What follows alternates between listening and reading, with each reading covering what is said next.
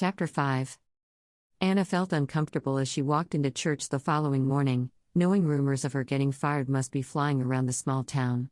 She sat with her new family, Ernie between her and Jessie, and paid rapt attention to the sermon. As soon as the service was over, Julia rushed over and grabbed Anna's arm. "We have got to talk." Anna followed Julia to a corner of the church and all but cried on her friend's shoulder. "I guess you heard?" "I heard you were fired. How many teachers is this town going to go through in a year?" Julia shook her head, obviously not blaming Anna for what had happened. Anna shrugged. "I hated Mr. Hanson the day I met him, and he was so rude to you. He seems 100 times worse to me now." "So what happened? Why did he fire you, and why are you sitting with a new family?" Anna took a deep breath. "Ernie was a new student 2 weeks ago. He was a monster. At the end of his first week at school, I sent a letter asking his father to meet me after school on Monday so we could discuss his behavior. He met me, and we fought. He actually allowed Ernie to stick his tongue out at me in front of him, and never said a word to stop him." She knew Julia would feel the same way about Ernie's disrespectful behavior that she did. Julia's eyes widened. "How rude." "Yes, and then he grabbed me and kissed me." Julia blinked a few times as if she hadn't understood what her friend had said. "He grabbed you and kissed you? Just right there in the schoolhouse? In front of Ernie?" "I sent Ernie out to play on the playground as soon as Mr. Hoover got there. Yes, he just grabbed me and kissed me. At first, I tried to push him away, but..." She trailed off, looking around to see if anyone was listening to her. "I liked it." She was embarrassed to admit it, but if anyone could understand enjoying kissing a stranger, then it was Julia. Julia covered her hand with her mouth, and at first Anna thought she was shocked, but then she realized her friend was trying not to laugh. "It's not funny. I guess it's kind of what happened with you and Tom, isn't it?" "Well, except Tom was kissing me in the middle of the street, and he thought I was his fiancé. You and Mr. Hoover were just standing in the middle of the schoolroom kissing." Julia frowned. "So how did you end up fired?" Anna sighed. "Susie saw us kissing, and she told her father. Her father assumed that Mr. Hanson would have a talk with me, so no more unsuspecting students would walk in on their teacher kissing a man in the schoolhouse." She shook her head. "You know Mr. Hanson as well as I do. He didn't just talk to me. He fired me on the spot and told me that I had to be out of his house by nightfall. You could have come to me, you know." "Oh, I know, but you're a newlywed. I didn't want to interrupt your honeymoon again. So I went to the mercantile and asked if there were any jobs for women around. Mr. Stemmons knew of someone looking for a housekeeper, and he gave me directions. I walked out to the house he told me to go to, and it was the Hoover Ranch." Julia gasped, putting her hand over her mouth. "You're not working for him now, are you? Your reputation will be ruined if you're living with a widower and his son." Anna shook her head. "No, he offered me a job, but I refused because I couldn't do it. I told him he was the reason I was fired, so he offered to marry me, but..." She leaned really close to make certain no one would hear. She knew it wasn't proper to talk about some things, especially in church, but she had to talk to her friend and get her opinion. "We're not sharing a marriage bed. I have a room of my own." Julia made a face. "But you kissed in the schoolhouse, and you both liked it?" Anna blushed. "Well, I liked it, but I don't know if he did." Julia frowned. "I'm certain he did. It's not going to last." "The marriage? I hope it does, because I don't want to be without a place to go again anytime soon." "No, the not sharing a marriage bed. You'll both break down." Julia sounded certain, but how could she know? Anna shook her head. "That's the only part I was afraid of when I came out here to marry Tom. I'm glad it's this way." Julia laughed. "You're glad now, but that won't last either. You two will both want things to be different soon. You can't live together and not touch each other. It's just not natural." Anna shrugged. "It's what we both want." "Can I ask you something?" Julia asked. Anna eyed her skeptically, half afraid of what was on her friend's mind. "What's that?" "Why did you let him kiss you when you don't seem to like him?" Anna bit her lip, wondering just how much she should admit. "Well, he was angry with me, and he grabbed me and kissed me. I really didn't have a choice in the matter." "He kissed you in anger?" Julia frowned. Tom's never kissed me in anger. That must have been odd. Anna shrugged. I don't know. It's the only time I've ever been kissed except the wedding kiss, and that kiss wasn't even on my lips. Julia sighed. Well, you'll understand what I mean soon then. She shrugged. Bright side of it all is that we live less than a mile apart now. We can meet in the middle and have picnics. Or better yet, you can come over for tea or coffee, or I can go to your house for tea or coffee. Anna smiled at the idea. I like that thought. Of course, I need to do a lot of cleaning before I can have anyone over for any reason. I don't know how they could have made such a big mess in just 2 weeks of living there.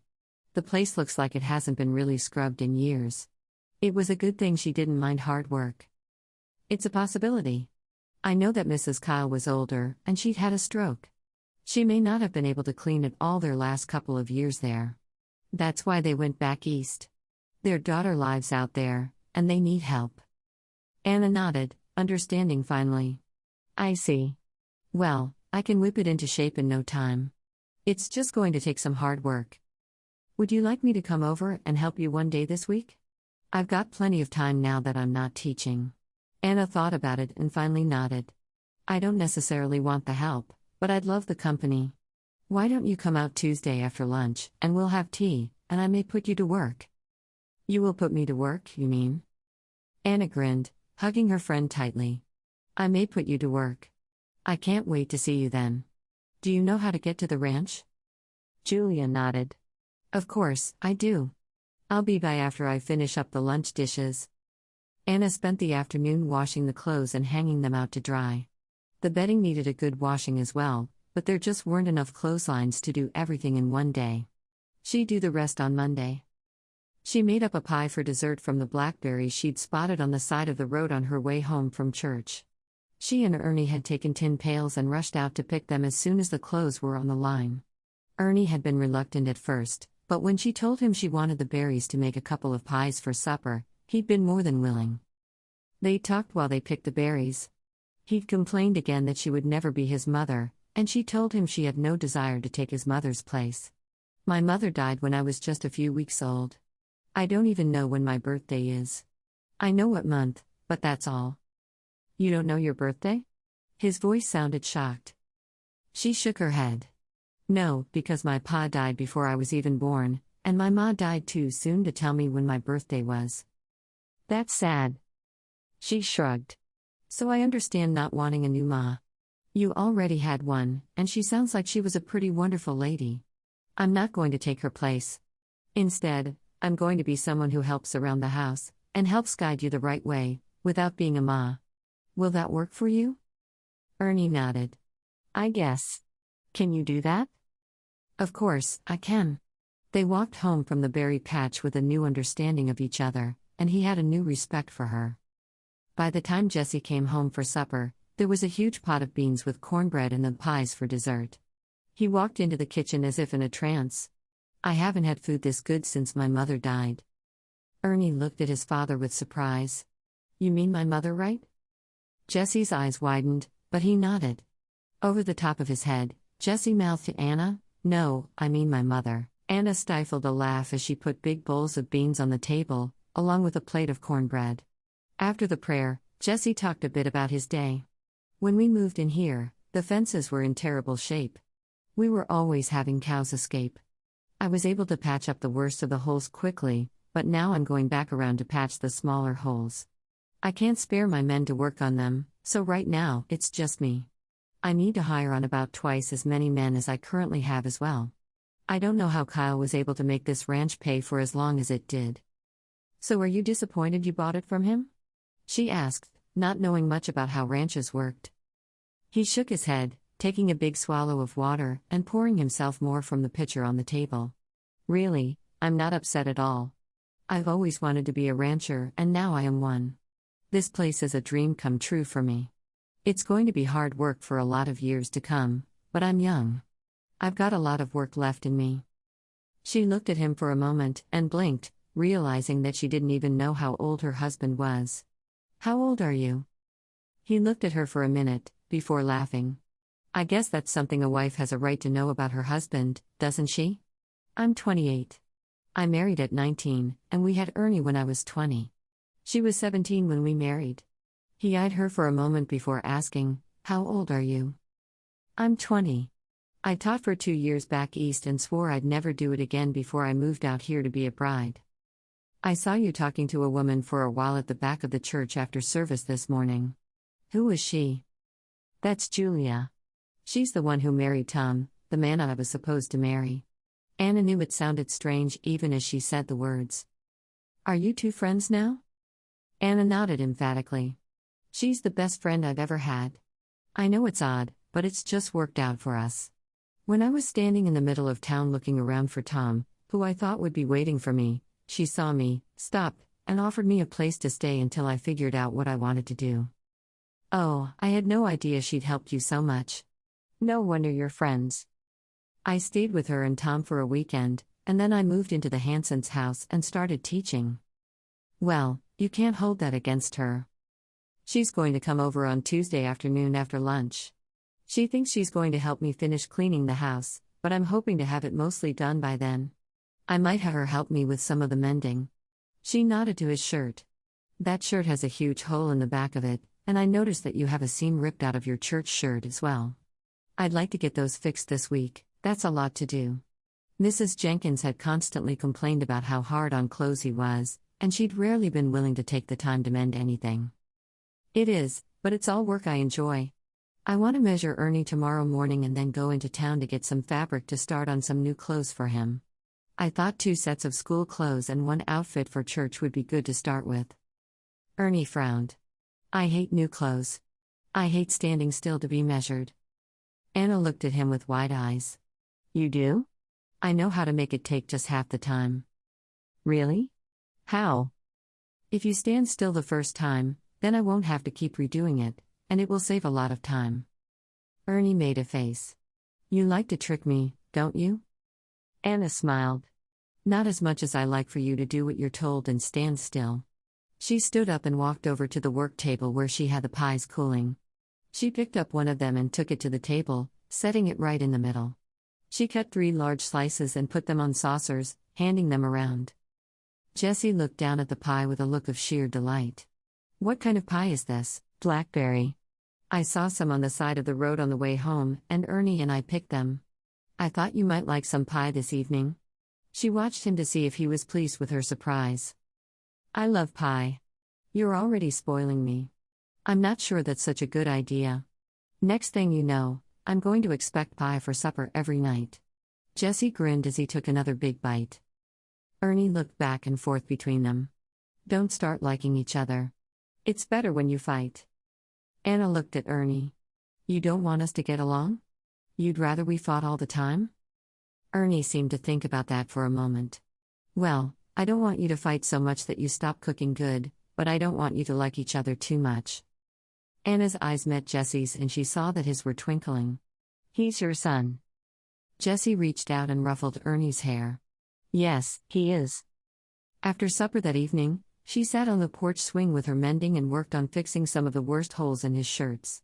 They both needed new clothes badly, and she would get on that just as soon as she had time. She knew she could get the house finished by Monday evening, even with having to go into town for supplies the next day, and she would start the real sewing on Tuesday. When Julia came over on Tuesday, they could sit and talk while they sewed, which was something she'd always wanted to do. She wasn't certain why the idea of sewing with a friend appealed to her so much, but the mother of the family she'd lived with in Beckham while she was teaching frequently had friends over in the afternoon, and they would sew together. She would listen to the laughter from her room while she graded papers, desperately wanting to be part of it, but not having the courage to ask. Jessie came out after a while and interrupted her thoughts, bringing her a lantern. "Can you see well enough to keep working?" he asked. She shrugged. "Mending holes is easy. It's not going to look great regardless, so how much light I have isn't a big deal." He sat beside her on the swing, moving the extra clothing items out of his way. "Thanks for working so hard for us. Dinner has been wonderful the past 2 nights. I had no idea you were such a good cook." Anna nodded. "I'm glad you've enjoyed it." She stared down at the mending for a moment, not certain what to say to him. It felt so awkward trying to talk to him now that they weren't fighting all the time. "What are your favorite foods?" He thought about it for a moment. I like roast a lot. That's why I was trying to learn how to cook it. I like pies and cakes. I have a real sweet tooth. I love to have flapjacks for breakfast, but I have no idea how to make them, so I haven't had them since Deborah died. His face took on a look of sadness after he mentioned his wife. You still miss her a lot, don't you? Even after 3 years? Anna was surprised to see that. The people she knew who had lost spouses had remarried quickly. He nodded. I promised her I would never love anyone else. I don't go back on my promises. She was surprised by his comment. But even wedding vows say till death do us part. No one expects you to remain faithful after death. I expect me to. He couldn't explain it, but he felt like his love with Deborah had been so pure and true, he couldn't imagine settling for anything less. She felt like his comments gave her no hope for the future at all, and she was certain it should upset her, but it truly didn't. If he couldn't see that she was worth giving up his love for a woman who had been dead for 3 years, then he wasn't worthy of her anyway. She wasn't certain how she'd handle having no children of her own 5 years down the road, but she decided she'd try not to borrow trouble. There was enough that found her on a daily basis for her to worry about what would happen in 5 years. You don't think it's in the realm of possibilities that you could meet someone down the road who wouldn't make you forget her, but would make you feel like you could live again? No, I really don't. I have Ernie, and he's all I really need. He stood up and walked toward the back door. I appreciate all you do, but don't think I'll fall in love with you. The door closed firmly behind him, leaving her alone in the darkness, with only the lantern. She felt a tear trickle down her cheek. She wasn't in love with him, but she realized she could be. She was married to him, and had given up the right to love anyone else in the world, but he'd let her know in no uncertain terms that he would never love her. Would she be able to live with that? Or would she soon want more from him? Chapter 6. Anna was up earlier than usual the following morning so she could have breakfast ready for Jesse before he left for work. She'd never really thought about that aspect of being a wife, and realized that she'd really been spoiled by sleeping in as late as she had most mornings that she was teaching. With school starting at 9, she'd slept until 7:30 most days, eating what was left from the family's breakfast. Now that she was a ranch wife, she felt like she needed to be up as soon as the sun was, so she could have breakfast ready before her husband was even awake. She walked outside and collected the eggs before deciding to whip up pancakes and bacon for breakfast. As she was putting the bacon on the table, Jesse came down the stairs, his hair rumpled from sleep. He was wearing just his work pants, and she blushed, looking down when she saw his bare chest. The people who ran the orphanage where she'd grown up had been extremely careful to keep any sort of nudity behind closed doors. She had never seen a man's bare chest before, and she felt her stomach quickening as she saw her husband's. With her eyes still averted, she said, "Breakfast will be ready in 10 minutes or so. I just need to fry up the pancakes." He nodded, noticing her discomfort at his bare chest immediately. He pulled the shirt he carried over his shoulders and headed outside. "I'm going to milk the cow. I'll be back in about 10. He slammed the screen door as he left the house, chuckling to himself. His little schoolmarm was more of a prude than he'd realized. Anna could breathe again once he was outside. She carefully poured 4 small circles of the batter onto the grease skillet and watched over the pancakes, ready to turn them as soon as the bubbles began to form. She couldn't stop thinking about how sexy her new husband had looked with no shirt on, and she realized that she really should try to stop thinking of him as anything other than her employer. When she thought of him as her husband, it brought back their kiss in the schoolhouse, still the only real kiss they'd shared. Ernie stomped down the stairs and stopped beside the table. "I'm hungry." It was quite clear he hated asking her for anything, but he needed to eat. Anna turned to him and smiled. "Good morning, Ernie. Pancakes will be done in a few minutes. Go ahead and wash your hands, so you're ready to eat as soon as the food is ready." Ernie walked toward the pail of water she had sitting on the work table. "Yes, ma'am." He didn't seem eager to do as she asked, but he didn't seem like he wanted to disobey her either. His automatic obedience was all she asked for. Hopefully he would do it with a smile in time. She put the overflowing plate of pancakes on the table just as Jesse came in with a pail of milk. "You want me to set this on the work table?" he asked, clearly unsure of how she wanted things done. "Let's have it with our breakfast," she suggested. "I like milk with my pancakes." She set the syrup on the table along with the butter before taking her seat at the table with her new family. Jesse said a quick prayer for them all before reaching out to stab one of the pancakes with his fork.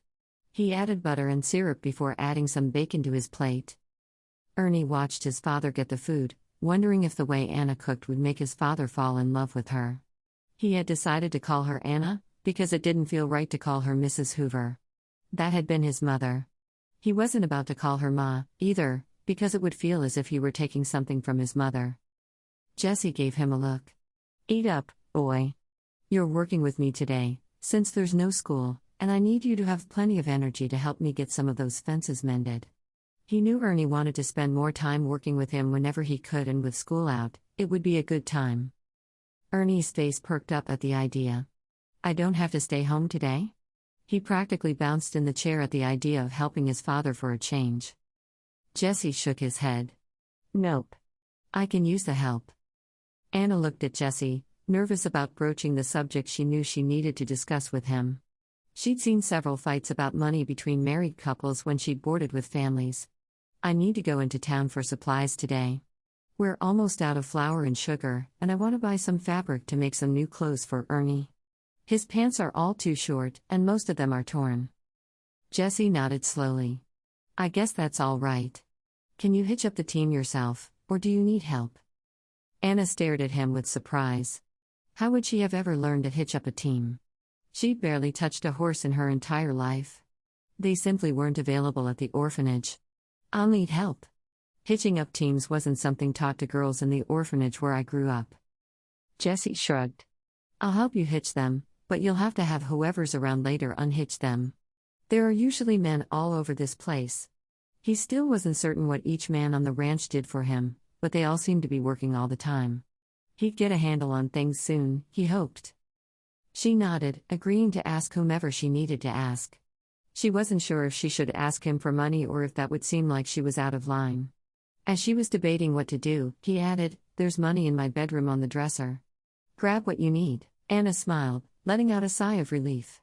He didn't seem to be as close-fisted as the other men she'd been around. That was a good thing. Once the breakfast dishes were finished, she stripped all the beds and washed the linens, hanging them to dry, taking a minute to get some money from Jesse's dresser, before getting into the wagon and heading into town. She'd never driven a wagon before either, but she'd been in enough of them that she certainly knew how.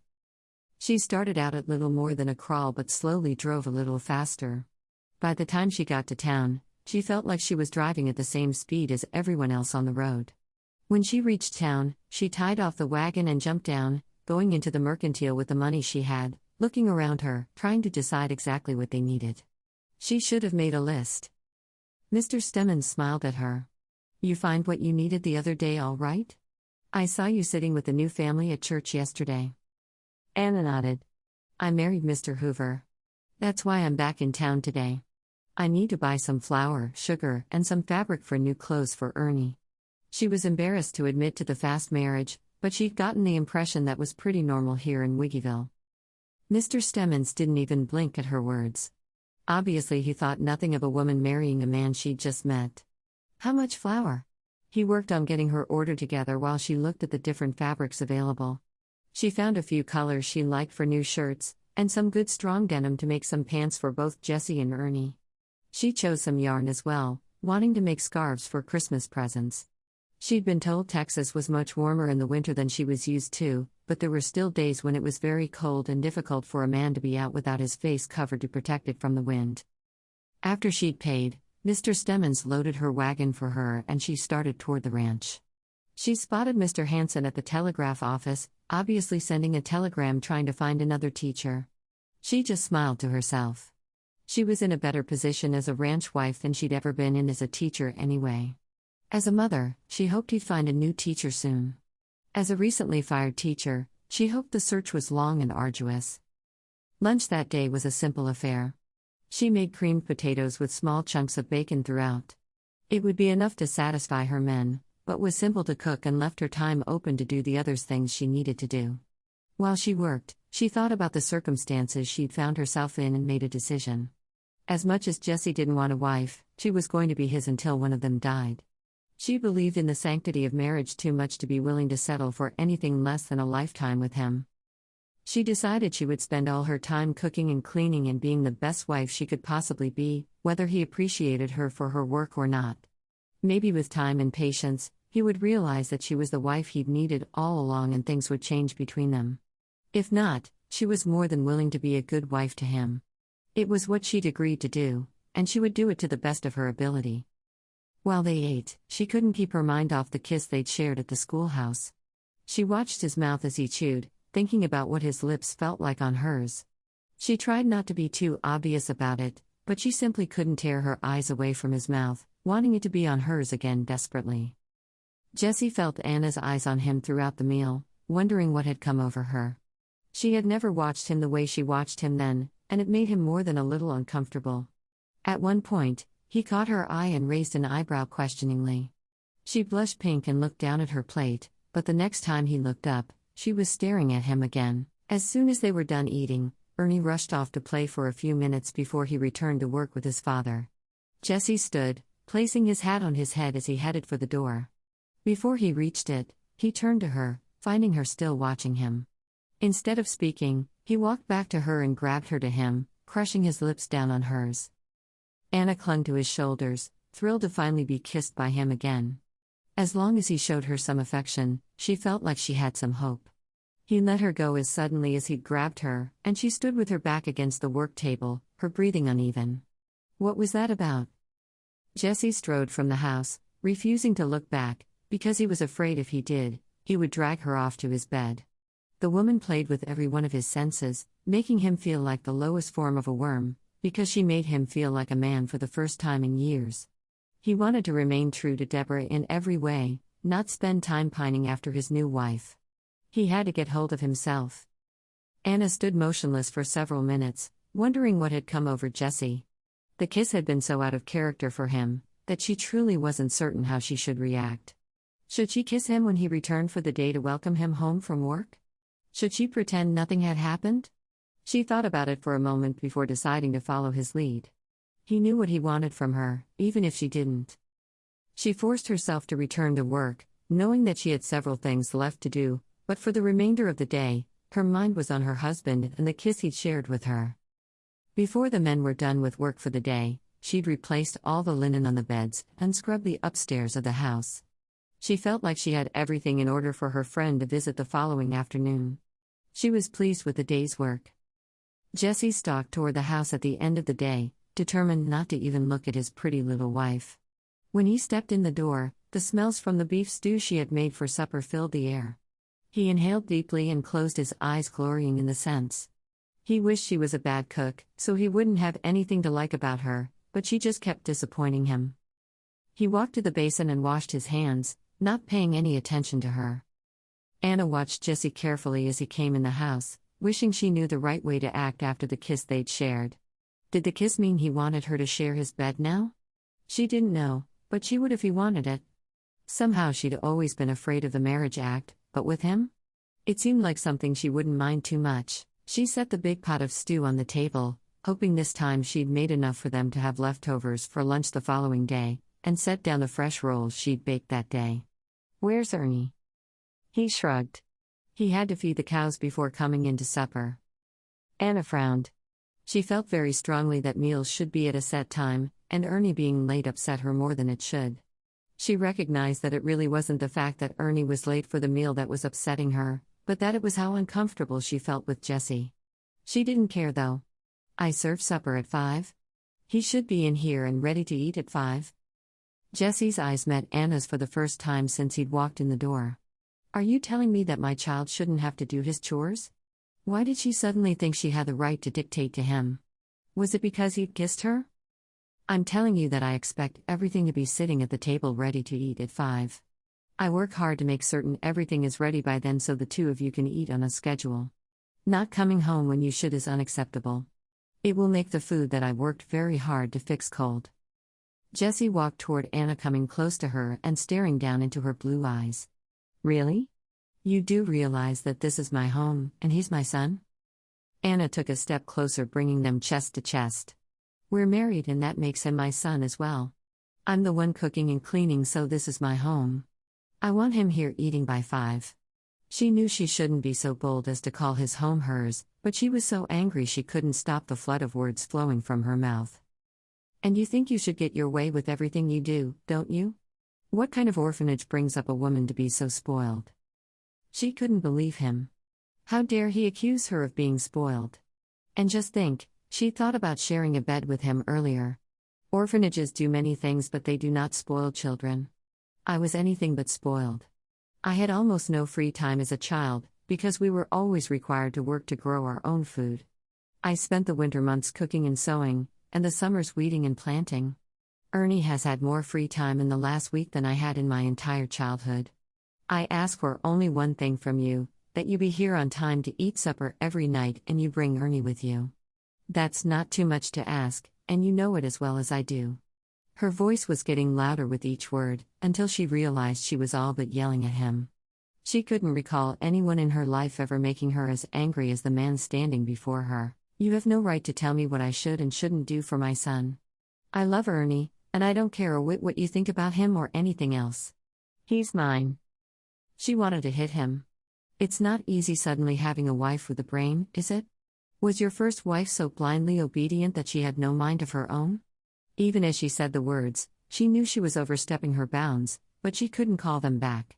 He had to realize she was her own person with the capability of thought. Whatever else happened between them, he would respect her. He couldn't believe she would say such a thing about Deborah. Don't mention my first wife to me. You know nothing about her. I know she was a perfect wife in your eyes. How do I become perfect? Stop thinking? Just say so. I'm sure I can figure out how to shut off my brain. He was so angry he couldn't see straight. You have no right to even speak her name or refer to her in any way. I will not tolerate it. Anna glared at him. I have a right to talk about anything I want to talk about in my own home. If I'm going to be compared to her every day for the rest of my life, I need to understand the comparison at least. There is no comparison. He turned and walked to his chair at the head of the table and sat down, not looking at her as he waited for the others to join him at the table. Ernie rushed into the house then, throwing his coat onto the floor and flying to the basin to wash his hands. He didn't notice the anger between the adults, but sat in his chair and looked at Anna expectantly. What's for supper? Anna sighed, refusing to let her anger with his father affect how she reacted to Ernie. She wanted to be a good stepmother to him, even though neither Ernie nor his father seemed to want her to fill the role. Beef stew and rolls. Smells good. The words came reluctantly from Ernie's lips. She could see that he really didn't want to say them, but he felt like he should. Thank you. I think it will taste good too. She took her seat, serving the stew for everyone. She'd already poured water for them all, so she looked at Jesse, and he immediately bowed his head to pray for them. Lord, thank you for this food. Please help us all to learn to get along with each other in our strange new family situation. Help me to control my temper in dealing with my new wife. I know that sometimes I say things I shouldn't, so please help me to work on that. In Christ's name we pray. Amen. Anna's eyes met his, and she nodded slightly, recognizing the prayer for the only apology she was likely to get for his temper. Did you get the fences finished today? She asked. She knew she needed to say something to break the solid wall of ice that seemed to have formed between them. He shook his head. The fences all around are in bad shape. I think I've finished the worst of them, but I still have a lot of work to do on them. It sure helps when Ernie is there to hold the wire while I pound the nails, though. Ernie didn't look up, but Anna could see the pride on his face at his father's words. I'm glad he was so helpful today. She smiled at Ernie. I have something I need you to do for me this evening. I need to measure you for the new clothes I'll make. Ernie wrinkled his nose. New clothes? You've either outgrown or have holes in everything you wear. It's time for me to rectify that. She wasn't asking him, she was telling him, and she hoped he would recognize the difference. Do I have to, Pa? Jesse held back the laugh at his son's obviously sad tone. He remembered hating to stand still to be measured for clothes as well. Yes, you do. You need to obey Anna just like you would me. Ernie let out a loud sigh. Yes, sir. After the cake was served and the dishes were done, Ernie obediently stood on a chair next to the table while Anna measured him and made notes on each of the measurements.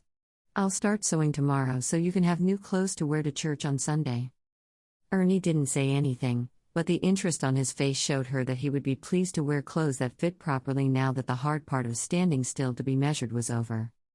After he'd gone up to bed, Anna sat at the table, carefully cutting out several pair of pants for him and some new shirts, using an old pair of pants and an old shirt as a pattern, and simply adjusting them to the new measurements she'd taken. It was while she was working that Jesse sat at the table with her and cleared his throat. Anna looked up, half afraid of what he would say to her. Jesse was sometimes friendly, sometimes cruel, and sometimes simply indifferent. She never knew what she'd get from him. "May I tell you about my first wife so you can understand just a bit better?" Jesse asked, deliberately keeping his voice soft.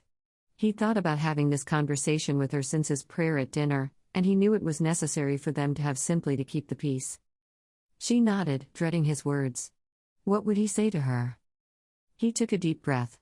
"When I first saw my wife, we were both children. I knew from the first day we met that I wanted to marry her." He frowned, thinking about how ornery he'd acted as a result of that. "I chased her around the playground at recess and made her life difficult. The other girls teased her about me, but I didn't care. We started courting when she was 16, and I was 18. I couldn't get her pa to let her step out with me before that. I don't really blame him. I don't think girls should marry before they're 18 anyway. Well, we married a year later. She was 17 and I was 19. She got pregnant with Ernie right off, and it was a difficult delivery for her. The midwife said that we shouldn't have any more babies, because she was just too small, but when she got pregnant again 5 years later, I was sure everything would be all right." He ran his hand over his face as if he was trying to keep from crying. "She died giving birth, and the baby died with her. I lost my wife and my daughter on the same day." "I'm so sorry." And she was. She felt horrible for what had happened in his past, but she truly felt like he should still be able to live his life. He shook his head. "I don't expect you to feel sorry for me. I just need you to understand why I can't love anyone else. You see, I promised her as she was dying that I'd take good care of Ernie and little Abigail, who was still clinging to life. When Deborah died, I just lost the will to love anyone. She was my everything." Anna cocked her head to one side. "If you had died first, would you have expected Deborah to remain faithful to you for the rest of her life? Or would you have wanted her to find someone else to make her happy?" He stared at her for a moment and shook his head. She'd have had to marry someone to provide for her and the children. A woman can't provide for a family on her own. And a man can't provide for a family, keep house, and cook. You think you should be able to do it all, but you don't think that she should have had to do it all. Why is that?" "I'm a man." Anna's eyes widened in surprise. Had he really just said that to her? "So it's because you're a man that you're able to do more than any woman ever could?" Did he have any idea just how he sounded? Well, of course. Jesse watched her face and realized he'd made a mistake. "Well, no, but I couldn't ask her to be unhappy just because I died first." "But you think she'd ask it of you?" He thought about that for a moment. "She'd never have asked it of me. I ask it of myself." "Why?" "Why? Because it's the right thing to do." Suddenly, he wasn't certain any longer that it was the right thing to do. Anna made sense, and he didn't much like it. "The Bible says you're free to remarry if your wife dies. Why do you hold yourself to stricter standards than Jesus would hold you to?" She wasn't trying to be contrary, but she really didn't understand his reasoning. He stood. "I don't think I can explain it in a way that you'll really understand it." He couldn't even explain it to himself any longer. She was shaking his entire belief system, and he wasn't happy about it. "I'm going to tell you now that in the unlikely event that you fall in love with me, and I die, I will want you to remarry and fall in love again. You can't raise Ernie alone. You need help." She nodded at the pile of clothing pieces in front of her. "Did you even realize how badly he needed new clothes? You can't fault me for that. I've done my best by him." He'd noticed the boys' clothes only when they'd gotten ready for church on Sunday mornings. He'd always promptly forgotten when they returned home. Anna nodded emphatically. "I know you've done your best by him. God meant for every child to have two parents for a reason. I don't think men are meant to notice things like their children's clothes. Women do it without thinking. He sighed. You may be right. He turned, feeling like their discussion had been a waste. She still didn't understand, and he wasn't certain he did any longer either. I'll see you in the morning. She watched him walk away, wondering if anything she'd said had gotten through to him. She appreciated how loyal he was, but he took it too far. Chapter 7. When Anna got up the following morning, she immediately felt a sense of hopelessness. How was she ever going to be able to convince Jesse that she was good enough for him to love when he'd made his vows to a dead woman? She sighed as she quickly dressed and hurried down the stairs, determined to cook for her new family. Julia had promised to stop by that day, and she was glad she was going to have some time to just sit and talk to her friend. Yes, Julia was coming so she could help her get the house in order, but she'd done most of that the day before. More than anything, she needed her friend's company. If she insisted, they could spend some time working on the new clothes for Ernie, but she wouldn't mind if they just sat and talked. She quickly made up dough for bread, before toasting what was left of the bread she had on hand. She made fried eggs and bacon to go with the toast, and had everything waiting when Jesse and Ernie descended the stairs. Jesse took a long look at Anna before he took his spot at the head of the table. He had been up most of the night thinking about her words, and it looked to him as if she'd been up a great deal of the night as well. He hated that he was making her feel badly because of his belief that he couldn't love again, but he didn't want to give her false hope. After their prayer, he said, "Breakfast looks good." He smiled at her kindly, trying to communicate without words that he was grateful for all she did for him and Ernie. She nodded, giving him a half-smile. "I hope it tastes good too." "I'm sure it will. You have a real knack for making anything taste good." He wasn't just flattering her. He'd honestly never met a better cook in his life. Anna nodded, shrugging slightly. "I always have. It was something I was known for back home." Why was he being so nice all of a sudden? The man didn't seem to know whether he hated her or wanted to be her best friend. Jesse felt something strange happen in his stomach. He knew that she referred to Massachusetts as her home out of habit, but he didn't want it to be her home. He wanted her to think of his ranch, with Ernie and him, as her home. Would she ever be able to do that without them having a real marriage? And why did it matter to him so much? He shouldn't care, should he? He cut his egg with his fork, using his toast to sop up the yolk. He liked eggs a great deal, and as many times as he tried, he'd never mastered the art of a perfectly cooked egg white and a runny yolk, which was how he preferred to eat them. He ate a piece of bacon while watching Anna. She seemed a little cold this morning, and he couldn't help but wonder if it had to do with his talk with her about Deborah the previous night. "What are your plans for the day?" he asked. She shrugged. "Mostly the usual. I'll do some baking this morning because Julia is coming over for tea this afternoon. She was going to help me get the house in order, but I've done that, so I'll have her help me with some of the sewing I'm doing for Ernie." She didn't want him to think she was planning on doing nothing all day. Ernie made a face. "I like my clothes. They're comfortable." Anna smiled at the boy. "I'm not going to make you church suits or anything. I'm making the same kind of clothes you already wear, but they'll be the right size, and there won't be holes in them. Trust me. You'll be happy." She thought about the yarn she'd purchased to make socks and scarves for him as well, but she didn't want to mention those, because they'd be Christmas gifts. "Do I need to take a sandwich with me for lunch?" Jesse asked. He didn't much like the idea of not seeing her at lunchtime, because he enjoyed taking a break from work. He enjoyed seeing her too, but he couldn't even admit that to himself. She shook her head. "No, not at all. Julia's not going to be here until 1, so I'll be able to feed you and then spend time with her." She took a sip of her milk before asking, "What about Ernie? Is he staying home with me today, or do you need him on the ranch again?" She really wanted Ernie to go with him so she could have a private conversation with Julia. Jesse looked over at Ernie. "I have some more fences to mend. You up to do another day of man's work?" Ernie nodded eagerly. "I'm a little sore from the hard work yesterday, Pa, but I'm happy to do it again." Jesse smiled as he nodded at the boy. "Then you'll go with me again." Anna stood and cleared the table. "That sounds good to me. I'll have lunch ready at noon as always." She walked to the work table with her back to them and started washing the dishes.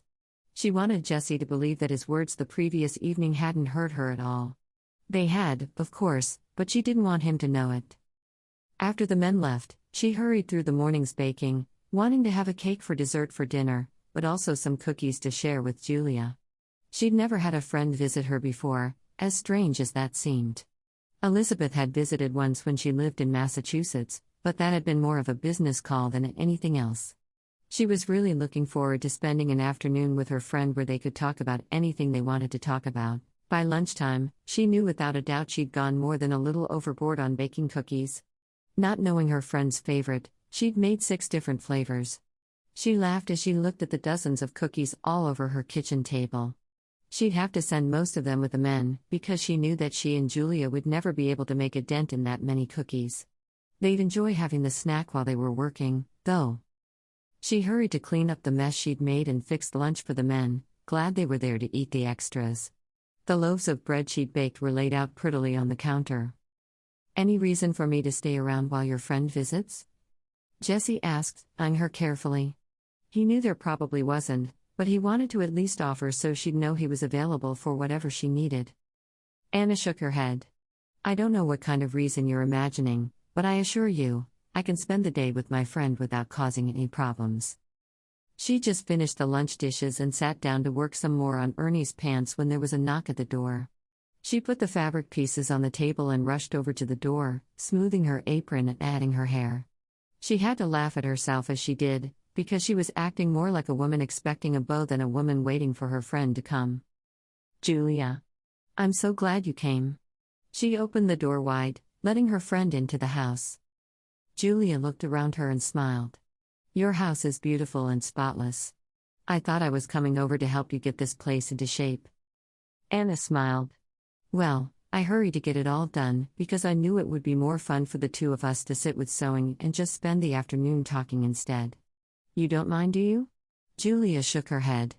"Not at all if you don't mind letting me help with your sewing. I certainly didn't bring any. I'd feel guilty if I spent an entire afternoon with idle hands." Anna led her friend to the kitchen table and handed her the shirt she'd quickly basted together for Ernie. "I've got that basted. If you'll just sew it for me, I'd appreciate it." Julia looked down at the shirt and nodded. "My mother took in sewing in the evenings, so I helped her with it a lot. I know what I'm doing with a needle and thread." Anna smiled. "I've been sewing since I was a small child. It's one of the ways we were trained at the orphanage. From the age of 5 on, they'd been expected to do everything they could to pull their own weight." Anna had been pleased to learn what she could and know she was helping out. "So how's married life? Are you and Jesse getting along better?" She had the shirt in her hands and was carefully plying the needle and thread, working quickly with even stitches. Anna shrugged, picking up the pants she'd been working on. "I don't know. Jesse is odd. I know he's attracted to me. When he kisses me, I can feel it inside him. But he's very careful to always tell me that he's not going to fall in love with me, and we can never have a real marriage. He seems to all but worship his late wife, which makes me sad. How can a man feel that much for a woman who's been dead for 3 years?"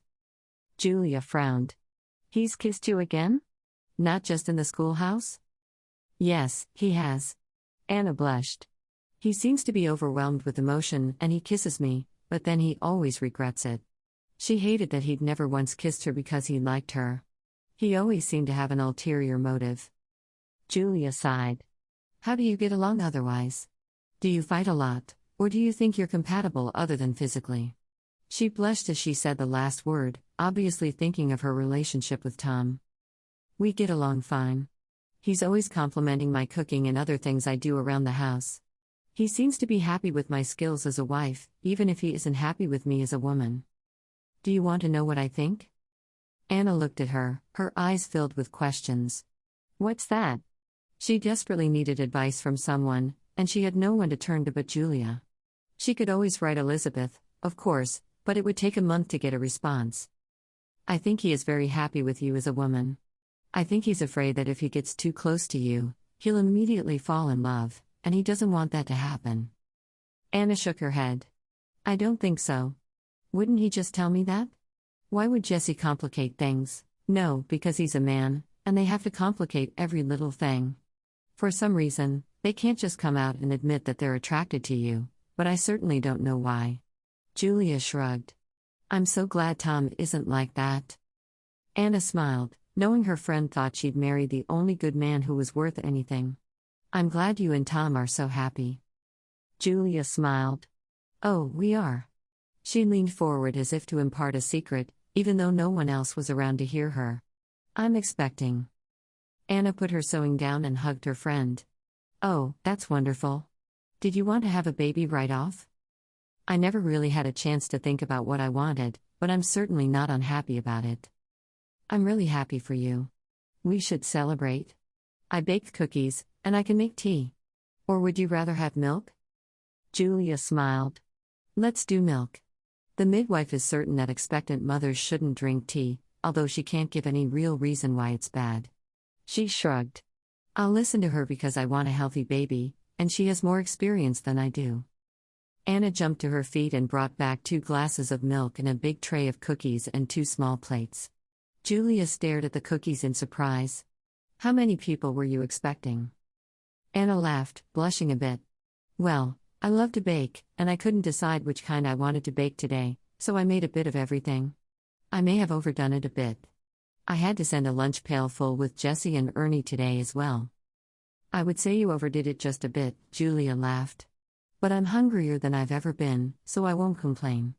I wake up in the mornings, and nothing will stay in my stomach, and by noon, all I can think about is eating. I make up for the fact that I didn't eat breakfast 3 times over.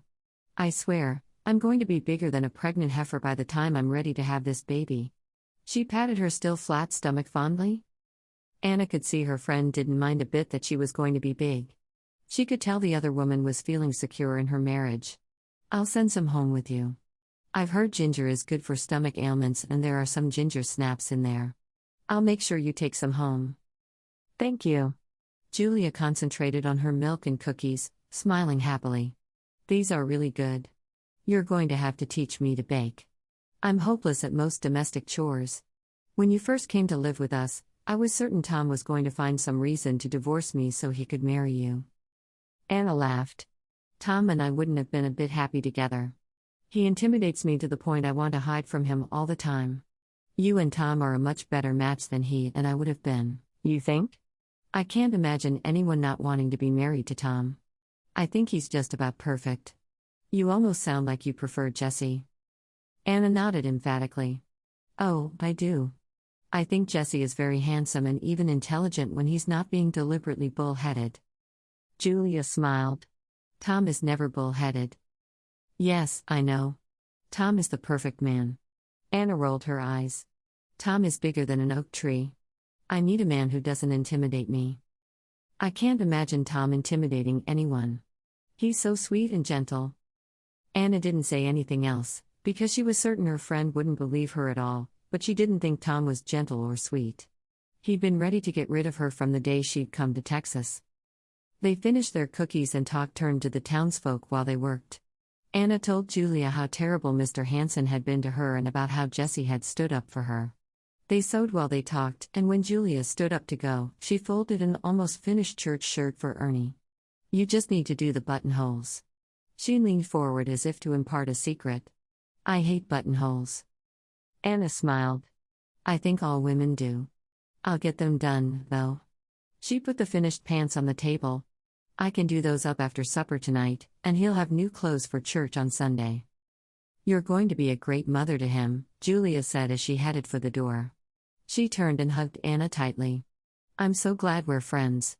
I needed someone here who I could really confide in. Oh, me, too. I've never really had a close girlfriend. All of the others at the orphanage paired up with best friends, but I was so quiet that I really never did quite fit in. Julia's eyes danced. From what you've told me, I don't think Jessie finds you quiet at all. Anna grinned. I turn into something of a fishwife around him. I'm not quite certain why. She watched as her friend walked away, stopping to wave when she reached the road. Closing the door, she walked to the stove and the pot roast that had spent the afternoon cooking. She just needed to peel some potatoes for mashed potatoes and add a jar of carrots for a vegetable.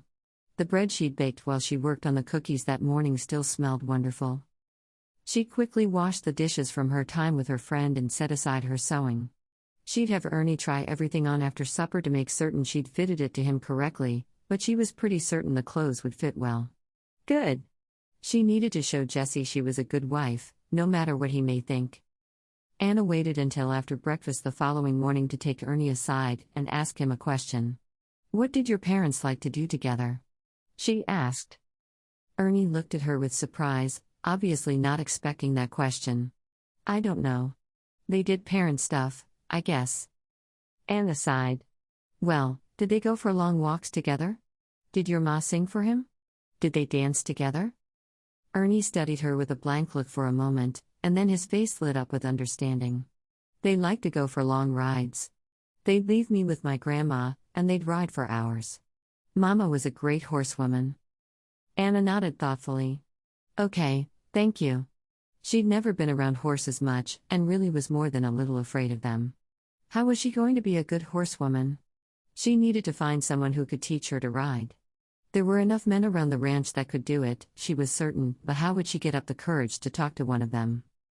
Ernie left with his father, and soon after he'd gone, Anna saw the same man she'd met the first day she'd come to the ranch.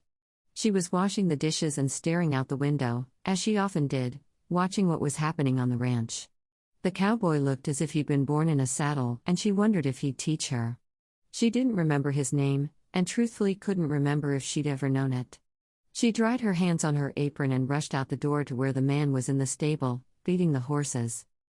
"I'm afraid I didn't catch your name the other day," she said, startling him away from his work. He looked at her for a moment before continuing to feed the horses. "I caught yours. Mrs. Hoover, boss's wife. Whatcha need?" He kept his words short and to the point, obviously not wanting to get caught talking to the boss's new bride. Anna smiled. "I want your help in doing something to surprise my husband," she answered softly. "What would that be?" "I want to learn to ride. I've never been on a horse." Truthfully, she'd never touched one. She'd only driven a wagon once, and that was just that week. Riding a horse wasn't something she'd even contemplated. It seemed too complicated to her. He eyed her up and down for a moment. "How's the boss feel about it?" She shrugged. "I want to do it as a surprise for him. He likes to ride and it's something we can do together." He looked skeptical. "I dunno. I don't want to get in trouble. He's a good man, and I don't need to lose my job." "You won't lose your job. I promise." He sighed. "Well, if you want to learn to ride, I do have a mare you could use. She's old and docile." "She sounds perfect. I can't pay you extra, but I'll bake you some cookies," she offered. She could probably find some money to pay him as well, since she still had her savings, but because he'd be doing it during work hours, she didn't think that would be right. He nodded. "That'll do. When can we start?"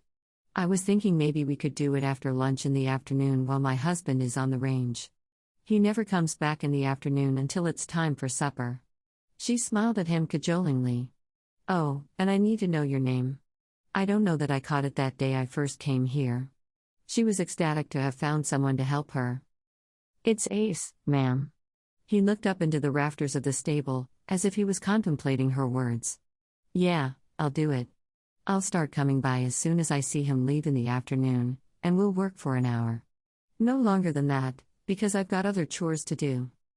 She held out her hand to shake his. "That sounds perfect, Mr. Ace." "Thank you." He spit into the dirt at her feet before taking her hand and shaking it. "Not Mr. just Ace." She nodded and hurried into the house, knowing that she had a lot to do as well. She didn't want Jesse to think that she wasn't doing everything she could to give him a full day's work. As soon as lunch was over, she rushed out to the corral beside the stable and met Ace there. He looked nervous as he stood holding the reins of a thin-looking horse. Anna approached slowly, more than a little nervous. She reached out a tentative hand to stroke the side of the horse's head. "What's her name?" "It's Chili. When she was younger, she was really fast, but she's too old for much of anything any longer." Anna took a moment to get close to the horse, learning the feel of her. "What do we do first?" Ace eyed her skeptically. "I think today all we're going to do is get her used to you and you used to her." He handed her the rope that was tied to Chili's harness and gestured with his hand. "Just walk her slowly around the corral. Let her get used to being guided by you, and you get used to having her close." He watched as Anna did what he told her. "Next time you might want to bring her a sugar cube or an apple. Even a carrot." She loves them all, and they're special treats. Anna was nervous as she walked in slow circles, eyeing the huge animal over her shoulder. Were all horses this big? She wondered. She'd only really been around them when she was in a carriage or on a boardwalk on the side of the road. No one had ever asked her to walk with one before. She felt more than a little intimidated. After her hour was up, Ace took the reins from her. That's enough for today. Remember to bring her a treat tomorrow. He walked off while Anna watched, wondering if the man remembered that she was really the boss in this situation. Every afternoon that week, they worked with Chili for precisely 1 hour. Anna would start out walking her and then get onto her back. Anna shook every time she got onto Chili's back, and Ace would stand beside her shaking his head. She can smell your fear. I don't know how to just stop being afraid, Anna would retort. She just wasn't comfortable on the horse's back. It was Friday afternoon, and he'd let her get on the horse's back and he would guide her around the corral with the rope, but he never let her try and ride on her own. She was always with him every step of the way. After she dismounted, she looked at Ace, who was ready to rush into the stable with Chili. When are you going to let me ride her on my own? Ace shook his head. Not until you quit shaking every time you climb on her back. She's going to throw you as sure as I'm standing here if you don't start showing a little gumption. He spit on the ground on his way into the stable, effectively dismissing her for the day. Anna hurried into the house and washed the horse smell off of her before she fixed supper. She'd managed to finish 3 pairs of pants and 3 shirts for Ernie, and was going to have to start on Jesse's clothes next. She wished the riding lessons were going as she wanted them to, but she was too afraid to really do anything. Her dream was to one day ride out over the land to where Jesse and Ernie were working and ask Jesse if he'd like to go for a ride with her. She somehow knew that if he saw her on a horse, his eyes would fill with love, and he'd forget all about Deborah. She sighed. She had to figure out how to stop being afraid first, though. Ace wouldn't even let her walk the horse around the corral without him being right there. She just wasn't ready. Chapter 8.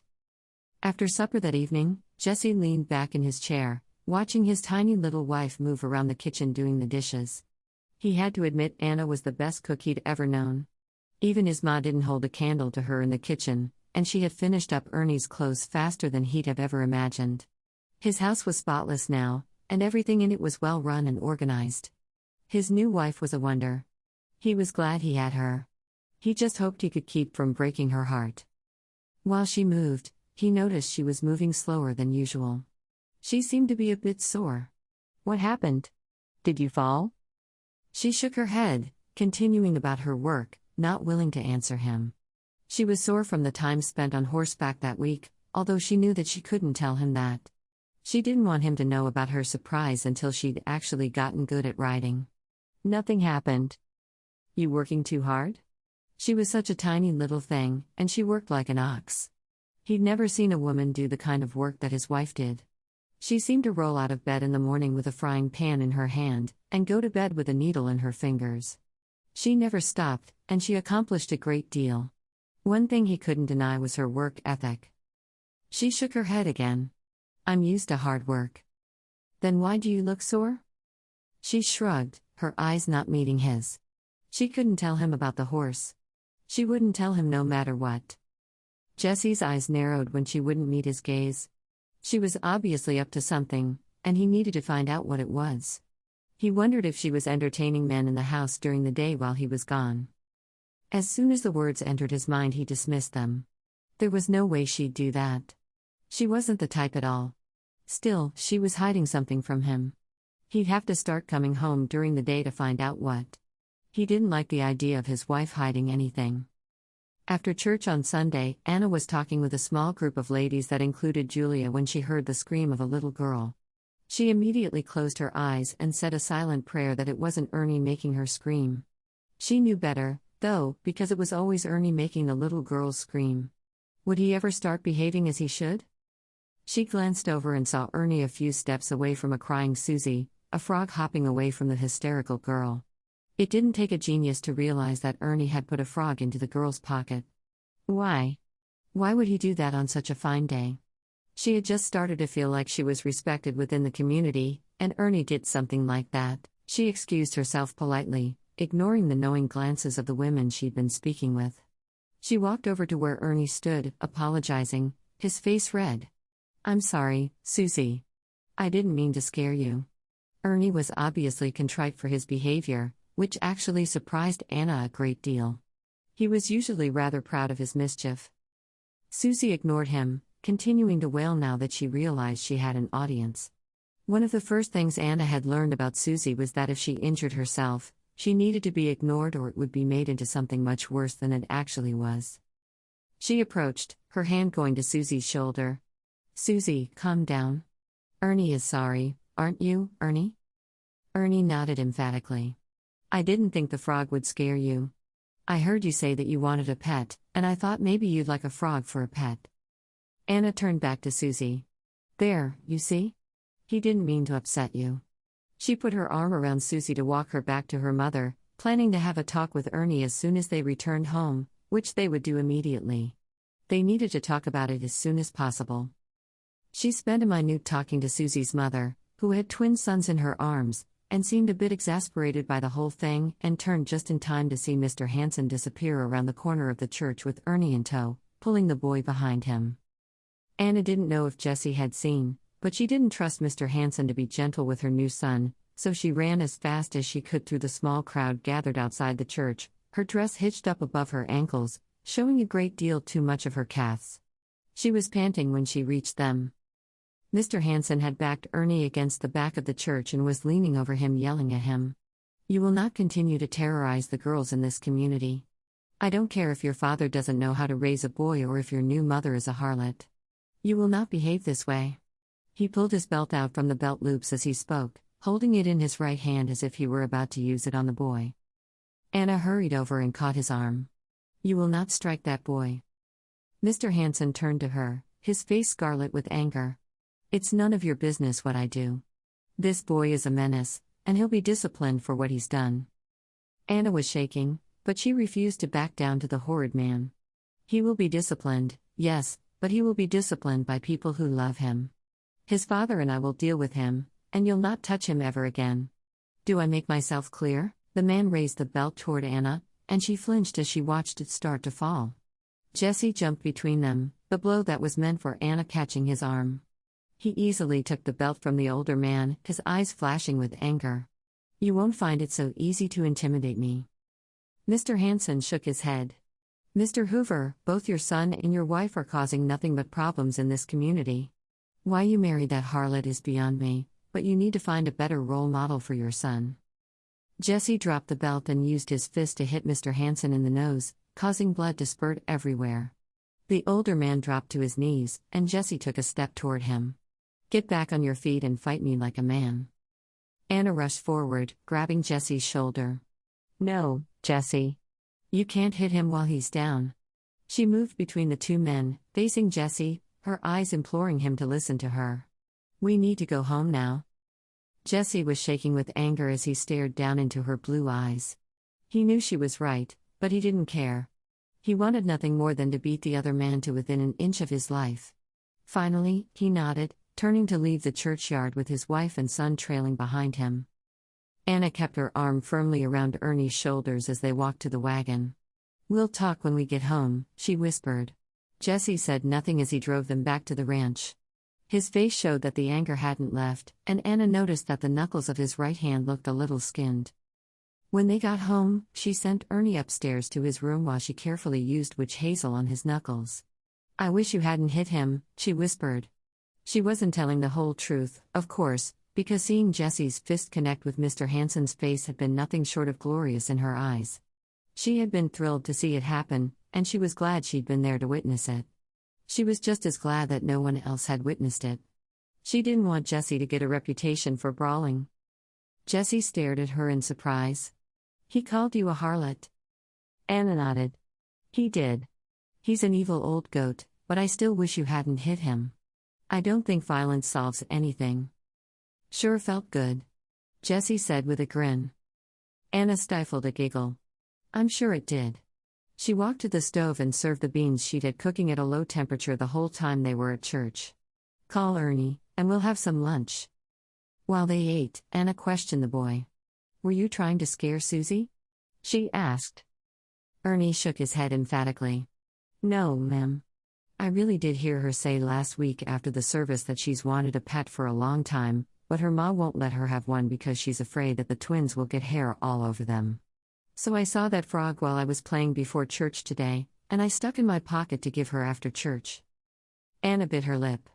And she didn't like it as much as you thought she would? It was obvious the boy hadn't had a female influence in his life for a long time. Ernie sighed. I'm not sure what I did wrong. I went up to her and put the frog in her pocket and whispered, "There's your pet." He looked at Anna with a confused expression. Why did she scream? Anna thought carefully about how to answer him. Well, girls are a little bit nervous about frogs and lizards and such. They don't like snakes either. She wants a kitten or a puppy as a pet. But her ma won't let her have one of those. So a frog should be perfect. Anna nodded. I can see how you'd think so, but not really. Girls just aren't partial to frogs the way boys are. I'm sorry. She looked at Ernie, who had his head bowed sadly. Do you think Susie is pretty? She knew there had to be more to the story. Ernie nodded. I think she's the prettiest girl I ever saw, so I wanted to give her something she'd like, but I did it wrong. Anna smiled, her hand going out to stroke his arm. You didn't do it wrong. You just didn't know she would be like that about the sweet pet you found for her. Don't worry about it, Ernie. Her eyes met Jessie's for a moment. You know, next time you should get her a bouquet of flowers. I bet she'd like that better. Ernie's face perked up a little. But men do that when they court a woman. I'm too young to court her. Anna nodded. You are too young to court her, but you're not too young to take her flowers to apologize for scaring her. Ernie grinned. I can do that. Thanks, Ma. Anna stared at him for a moment, stunned. It was the first time he'd called her anything but Anna, and usually it was more of a hey you type thing with him. She knew he wasn't even aware he'd said it, but when her eyes met Jessie's, she could tell that he'd noticed. After lunch, Ernie ran out to play, and Jessie watched her clean up the kitchen. He'd been planning on working that day, but she'd been so kind to Ernie over his little mix-up with Susie, and she'd rushed to his defense with old Mr. Hanson. He realized she'd done exactly what Deborah would have done in the same situation, and he was thrilled with her. She was proving to be not only a good wife, but a good mother. Thanks for standing up for Ernie today. I appreciate it. Anna smiled. I couldn't have let that mean old goat hurt him. He's such a sweet boy. She certainly hadn't thought she'd be saying something nice about Ernie to his father 2 weeks before, but after getting to know him, she realized he was a good kid. Jessie smirked at her words. That's not what you were saying when you were the schoolteacher. Anna laughed softly. Well, he's better behaved now. It must be having a woman's influence in his life. She barely refrained from sticking her tongue out at him, but she knew it would be horribly childish. Must be. Whatever the reason, I appreciate it. You've done more for him than I ever imagined you would when we agreed to marry. Anna dried the last dish and put it in the cupboard before turning to him. What did you think I would do? Jessie shrugged. I'm not sure. I guess I thought you'd just do your cooking and cleaning and leave raising the boy up to me. Anna walked over to take the seat at the table that Ernie usually sat in. Are you glad I'm helping with Ernie? Or do you wish I'd back off? She didn't want to overstep her bounds, but she cared for the boy and wanted to help with him as much as she could. He thought about it for a moment, not quite certain how to answer that. You know, I like that you're so gentle with him. I needed the help. I certainly needed the help with his clothes. He shook his head. The housekeeper I had back east kept telling me that he was hopeless, and he was going to end up in jail someday. That's terrible. Jessie nodded. I thought so, too. I figured you'd put up with him the same way she did, because you had to. I'm glad you're kinder to him than that. Anna nodded, her heart hurting for Jessie. I wish you'd had someone else who could be a mother to him after Deborah died. What about your mother? She helped for a bit, but she was already sickly. She died within a year of Anna. I'm so sorry. You've seen a lot of loss. He studied her for a moment, overwhelmed by her sweetness. He'd at least had the opportunity to love people, something she'd never really had. I have, but I've had the opportunity to love a lot of people as well. I can't complain. It was then that he realized he couldn't. Yes, he'd lost the woman he loved, but he'd had her for years. He'd lost his parents, but he'd been raised by them and learned about life from them. They were good people. She had no one that she'd known her entire life except people in an orphanage. He suddenly felt very sad for her. She smiled, squeezing his hand, before changing the subject. I made you a pair of pants and a new shirt. I used old ones as patterns. Would you be willing to try it on for me, so I can see how well it fits? He nodded reluctantly. I promise you, you'll wish you had Ernie trying things on again, because I just don't like it. She smiled. Let me get them. Rushing to her sewing pile, she picked through the things there until she found the pants and shirt she'd mentioned. Her face was flushed and her heart was beating a bit faster than it should. She felt like something special had just transpired between them, but for the life of her, she couldn't put her fingers on exactly what it was. On Monday afternoon, Anna begged and begged until Ace finally agreed to let her ride around the corral on her own. He'd led the horse every single time, afraid that her fear would get her thrown. Anna felt triumphant as she used her knees to guide the horse around the small corral, but she was shaking at the same time. She felt like she was so high up, and she knew she could be seriously injured if she fell. She couldn't imagine Sweet Chili throwing her, but she just didn't feel like she was able to keep herself in the saddle well. She was making her way around the corral slowly for the third time on her own when she saw something speeding toward her out of the corner of her eye. She gasped and lost her grip, falling to the ground and landing in the muddy corral. It had rained the day before and she found herself covered in mud. Jesse put Ernie on the back of his horse, and made up a reason to have to return to the house. That morning he'd forgotten his nails, and this time he'd forgotten his water. He carried fresh water out to work with him every day, knowing that even in October, the unforgiving Texas sun could cause dehydration. They rode back to the house, and as he got closer, he spotted something that scared him. His tiny little bride was on top of a horse in the corral, with no one close enough to catch the reins. He knew she couldn't ride. She'd admitted to him that she'd never even touched a horse. What was she thinking? He spurred the horse on faster, determined to get to her before she fell and hurt herself. He was less than 100 yards away when she started and fell to the side, falling into the mud covering the ground of the corral. He jumped down off his stallion and rushed to the corral, jumping over the fence and hurrying to her side. "Are you hurt?" he asked, carefully picking her up. "I'm fine. Jesse, put me down. I'm filthy. I'm going to have to wash both of our clothes now." Jesse ignored her squeals and carried her into the house, straight to her bedroom. He carefully set her on her feet, undressing her down to her petticoat and putting her into her bed. He sat at the edge of her bed, ignoring her blushes. He didn't know whether they were because he'd seen her fall or because he'd undressed her, but he really didn't care. She had no business riding a horse without him there to help her. What was she thinking? What were you doing, exactly? She blushed, looking at the wall. "Well, I know you like to ride, so I thought I should learn." "Why didn't you ask me to help you? Ace is a good cowboy, but he's not the man I would have chosen to teach you to ride. He wouldn't have let anyone teach her to ride. She was too small.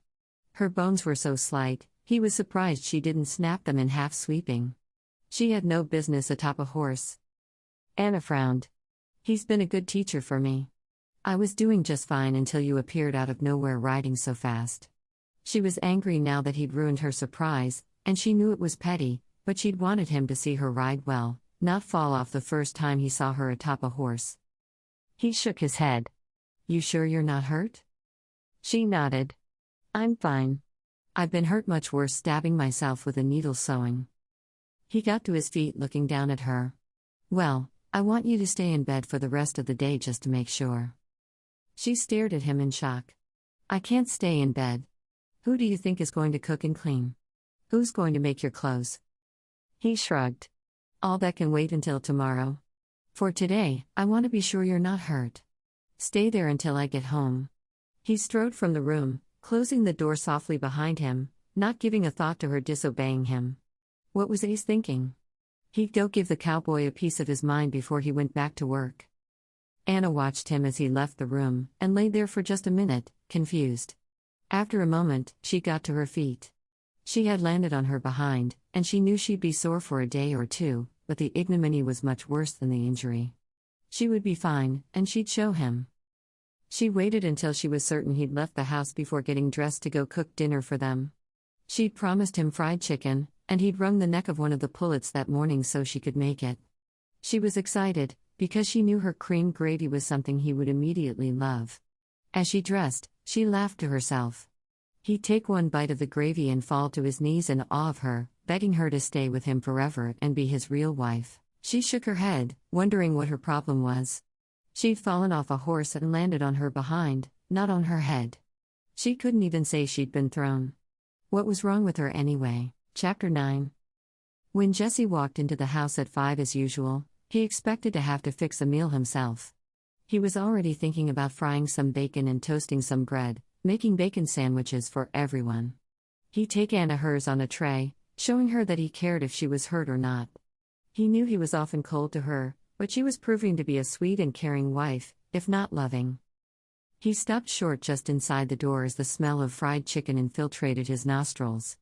His eyes scanned the room and landed on his sweet wife, out of bed and putting dinner on the table. Anna turned toward the door and smiled at Jesse. "Everything's done. Just wash up, and we'll be ready to eat." Jesse said nothing as he walked to the basin, trying his best to hold his tongue and not unleash the anger that was filling him up. What was she thinking getting out of bed when he'd clearly told her not to? What was wrong with that woman? Did she think she was invincible? Anna ignored the look on Jesse's face, knowing he was angry with her, but refusing to acknowledge it. "How was your afternoon? Are you done with the fences yet?" She asked him the same question every afternoon, because she knew he was getting close to finally finishing. He took deep breaths, and didn't answer her, instead sitting at the head of the table as he fought to control his anger. Anna sighed, looking down at her plate. Ernie sat between them, not noticing any of the friction between the parents. He waited for a minute and finally said loudly, "Can I just pray so I can eat? This food smells too good to just look at it." Anna's eyes met Jesse's, hers filled with laughter, but he simply frowned at her before nodding to Ernie. "Of course, you can. I'm hungry as well, son." Ernie said a quick prayer, and before the amen had died from Jesse's lips, he had a chicken leg at his lips. He took a big bite and smiled. "Good chicken, Ma." Anna smiled at the name, realizing that he had only called her Ma for a couple of days, and had stopped calling her Anna entirely. She couldn't be happier with his easy acceptance of her, and genuinely wished his father would accept her just as easily. She looked at Jesse, and though anger still filled his eyes, he was obviously enjoying her chicken. When he took his first bite of her mashed potatoes and gravy, his eyes closed with delight. He said nothing, but his face softened. Maybe food was the way to a man's heart after all.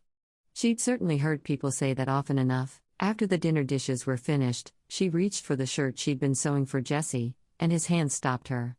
He'd moved faster than she'd ever seen a man move to get to her and prevent her from lifting the shirt, so she knew there was something on his mind. Jesse's eyes bored into hers as he said, "Ernie, go on upstairs now. I need to have a talk with Anna." Ernie looked between them before shrugging. "Yes, Pa. Good night." He hurried up the stairs without looking back, obviously either oblivious to the anger the adults were showing toward one another or airing that they were angry. As soon as Ernie was in his room with the door firmly shut behind him, Jesse sat back down. "I don't appreciate you getting out of bed today after I told you not to. You're too little to do the kind of work you do, and you were injured when you fell." Anna sighed. "The only thing I injured when I fell was my pride. I've injured that before and I will again. I told you to stay in bed." Anna tilted her head to the side and studied him for a moment. "And you expect me to obey your orders without thinking? Like I was one of your cowboys or your son?" Jesse's eyes narrowed, but he nodded. "Yes, just like that. If I say you need to spend a day in bed, then you need to spend a day in bed. Don't you think I know what's best for you?" Anna shook her head. "Actually, no, I don't think that. I'm a strong woman, and I have a brain of my own. I knew how I was feeling after my fall. You didn't. I didn't hit my head, only my bottom. I want you to promise me that the next time you injure yourself, or you're sick, if I tell you to stay in bed, that you'll stay in bed." Anna glared. "If it doesn't make sense for me to stay in bed, then I won't stay in bed. Who would fix dinner if I just spent the day in bed pretending to be hurt when I wasn't? How is my work going to be done if I don't do it? It's women's work. It can wait till tomorrow. And you would have cooked for yourself, I suppose?" Why couldn't he see that she'd done the logical thing? Why did he care anyway? It's not like she was his precious Deborah. I would have. I can cook eggs. Very rubbery and edible eggs, but he didn't tell her that. He wasn't about to admit that he was a terrible cook and have her ridicule him for it. That wasn't the issue at hand anyway. Next time I want you to do as you're told, Anna shrugged. I'm finding that I don't particularly like doing as I'm told. I prefer to do what seems reasonable to me. Now, if you ask me to cook something special for supper, that would be no problem. You wanting me to spend a day when I feel perfectly fine, in bed? That's not logical, and I won't do it. Ever. You don't care about me except as a housekeeper anyway, so what do you care that I didn't stay in bed? You'd think you'd use your brain and be happy that I disobeyed you and you got something decent to eat. Her voice had risen to a level that she'd never heard from herself. Was she really the one shouting at him as if he'd lost his mind? You promised to love, honor and obey me, woman. He pounded his fist on the table to emphasize his words. And you promised to love, honor and cherish me. I feel no love from you. You've told me love will never happen between us. At least I married you intending to fulfill my obligations. She got to her feet and ignored the sewing she'd planned to do. She was so angry she didn't want to have to look at him for another minute. He grabbed her arm as she made to pass him, easily overpowering her and keeping her in place. Why can't you just do things the easy way? Do you always have to fight me? I'm fighting you? I got up so I could make you a good dinner, and you're yelling at me about it. I don't think I'm the one starting a fight here, he sighed, pulling her to him and kissing her. At first his lips crushed hers as he kissed her angrily, but the kiss quickly turned into something else. His hands stroked down her sides and to the back of her waist, pulling her more tightly against him. He wanted her in a way he hadn't wanted a woman since Deborah died, and he hated himself for it. For a moment, he contemplated picking her up and carrying her to his bed, but he couldn't do it. He couldn't betray his love for his late wife that way. Finally, he pulled away and stood looking down at her, his chest heaving. Go to bed, Anna. Before she could say another word, he turned away and left the room, and Anna stood watching him with her hand over her bruised lips. Why did he never kiss her except when he was angry? They moved along more calmly together for the next week, neither of them willing to discuss the kiss they'd shared or do anything to rock the boat. He knew that despite his growing feelings for her, he needed to have her around to cook and clean. More importantly, she needed his help parenting Ernie. Ernie had changed a great deal in the time she'd lived with them. Part of it was physical, because he now wore clothing in good repair that actually fit him, and his hair had been cut short as it always should have been. The other part was emotional, though. He truly liked Anna, and he worked hard to please her. He would never have admitted to liking her, but a couple of times he'd picked flowers on their way home from working on the ranch. He'd worked on his manners, because she'd asked him to. Jesse was content with the changes in his son, because he knew they were changes Deborah would have approved of. The more he thought about his late wife, the more he realized that she would have loved Anna. If she could have chosen a woman to marry her husband and help raise her son, Anna would have been that woman. She would have liked her for a friend, and she would have been thrilled with how she treated their boy. Every day his feelings for Anna grew a little more, as he watched her in the kitchen washing the dishes or when she took time to read with Ernie at the end of the day. Everything she did told him that she truly cared for him and his son and made him realize that she was a good wife to him. Finally, late on Friday of the following week, he sent Ernie home an hour early so he could take some time to think. He walked among the cattle looking over them, thinking about his Deborah. I tried not to like her. She's a good woman, though. I think the two of you would have been friends. I feel like I'm betraying you, but then I realized that Anna was right. You'd have wanted me to love again. You wouldn't have asked me to stay single and try to raise Ernie alone. You'd have been happy with this situation, so I'm going to do my best to be the same. He took a deep breath, feeling the tears streaming down his cheeks. I'll take things slowly, and court her like I should have to begin with. My poor Anna has never had a man act like a lovesick fool over her, and she deserves it as much as any woman would. Forgive me for moving on, Deborah, but it's the best thing for our son and for me. I'll never stop loving you. He felt as if the words had released him somehow. A burden was suddenly off his shoulders. There were few flowers left on the ranch this late in the year, but he looked until he found some. They were red flowers that bloomed big, and he picked a few, taking them to her. He wasn't sure of their name, but hopefully she would know. He wasn't certain it would matter to her. When he got to the house, she was putting supper on the table and Ernie was washing his hands, chattering nonstop about the day they'd had. He spoke of the work he was doing to help on the ranch, which pleased Jessie. "Did you bring back the lunch pail?" Anna asked Ernie. "I need to wash it out so I can send you more cookies tomorrow. I baked a cake for supper tonight, and while I was at it, I baked some cookies for the two of you to snack on during the day." Ernie grinned. "I left it in the barn.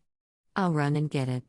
He turned to Anna and threw his arms around her before running from the house without saying a word. Anna stood staring at the spot where he'd been, a tear in her eye, and that's when Jessie realized that Anna truly loved Ernie. She wasn't just doing her best by him because she was supposed to. She genuinely cared for the boy. He walked across the kitchen and held out the bouquet of flowers he'd picked, watching her take it warily. "I'm not sure what they're called, but they're pretty, and I thought you'd like them." Anna bit her lip, staring at the flowers. "They're lovely. Thank you." But why was he picking her flowers? Did he think they would look good in the house, so he wanted them for decoration? Or did he finally decide she was good enough to be his wife? She put them in a vase and moved them to the center of the table without asking. "They'll make a nice centerpiece for dinner tonight." Jessie stood watching her, wishing he knew what to say to make things better between them. "Dinner smells good," he told her awkwardly, suddenly feeling shy as he realized he wanted her to be his real wife, and not just someone who cooked and cleaned and sewed for them. "Should taste good too, I hope." He was acting odd, and she was concerned by it, but she was afraid to ask what was going on in his head. She knew she probably wouldn't like the answer. After supper that night, Jessie offered to wipe the dishes dry, and Anna gave him a startled look. "No, thank you. I'll see to them. You work too hard all day to come home and help with my work as well."